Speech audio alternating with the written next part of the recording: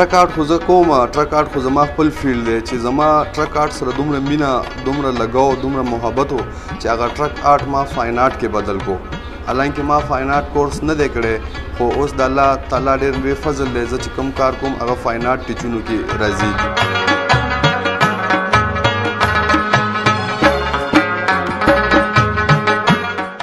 تقریبا 25 سالو شو زما چې زه دا ټرک آرټ کوم چې شپږم کلاس کې ما سبق ویلو اووم کلاس کې چې هغوی ما ته وویل چې راځه زویه باقي کار کوه غریبي وه نو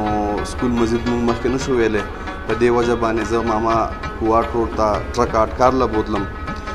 دا 20 کاله ما مسلسل صرف په ټرکونو باندې پینټینګونه وکړو خو ټرک آرټ خو په ټرکونو چې کې څه داسې خاص فایدې نه نو په دې وجه باندې بس بیا 20 کاله پس 20 کاله مزید ما ټرک آرټ کار وکړو خو بیا ترې زه راووتم بیا کرونا راله د کرونا د وجې نه مارکیټونه بند شو مارکیټونو ته به کارونه نه راتله نو بس بیا ما سوچ وکړو چې یاره دا